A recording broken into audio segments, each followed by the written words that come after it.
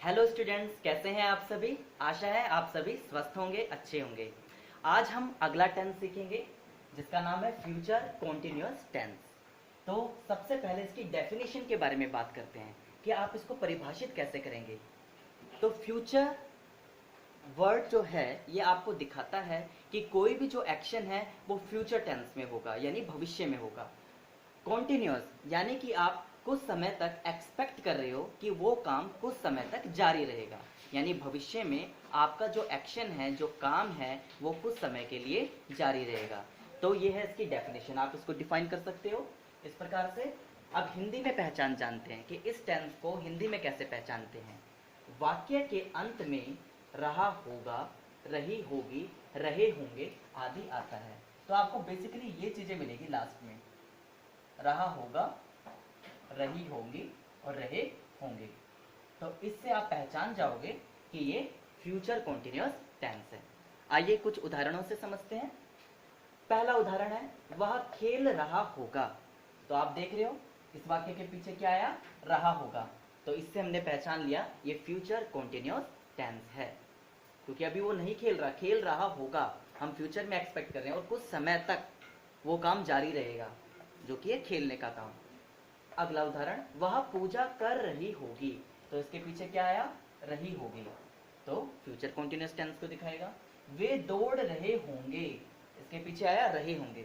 तो इससे आप पहचान कर पाओगे कि फ्यूचर कॉन्टिन्यूअस टेंस है। अगर इन हिंदी के सेंटेंसेस को आपको इंग्लिश में ट्रांसलेट करना है तो आप कैसे करेंगे, उसके लिए कुछ रूल्स आपको याद करने हैं और ध्यान रखने हैं। तो आइए जानते हैं rules for translation. Simple sentence, subject plus will या शैल में से आप एक चीज लगाओगे, फिर उसके बाद बी लगाओगे, फिर वर्ब की फर्स्ट फॉर्म उसमें आईएनजी जोड़ दोगे प्लस ऑब्जेक्ट। नेगेटिव की बात करें, पहले आएगा सब्जेक्ट, फिर विल या शैल में से एक चीज लिखोगे, फिर नोट, फिर बी, फिर वर्ब की first form plus ING plus object. Interrogative में विल या शैल में से एक चीज आएगी, फिर सब्जेक्ट, फिर बी, फिर वर्ब की first form plus ING plus object question mark.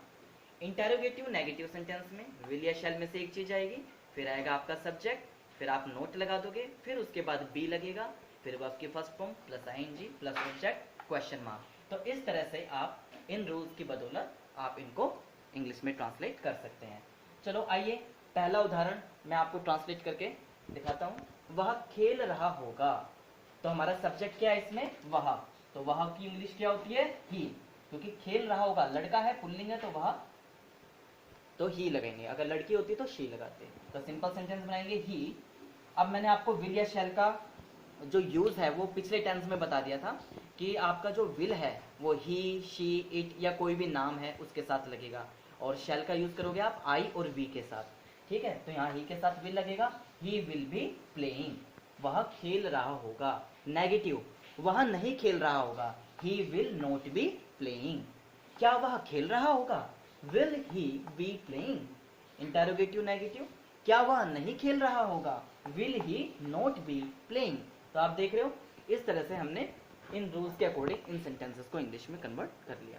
तो ऐसे ही आप बाकी के दो सेंटेंस इनको कन्वर्ट करके देखना, ट्रांसलेट करके देखना, और कोई भी डाउट हो तो कमेंट सेक्शन में आप पूछ सकते हो। अगर आप चैनल पर नए हो तो चैनल को जरूर सब्सक्राइब करें। ऐसे ही इंपॉर्टेंट कॉन्सेप्ट की क्लासेस आपको इस चैनल पर मिलती रहेंगी, जो आपके हर एग्जाम में और एकेडमिक्स में हेल्पफुल होंगी। और अगर आपको वीडियो अच्छी लगे तो वीडियो को जरूर लाइक करें और शेयर करें। Thank you very much. मिलते हैं अगली क्लास में। सी यू, बाय बाय।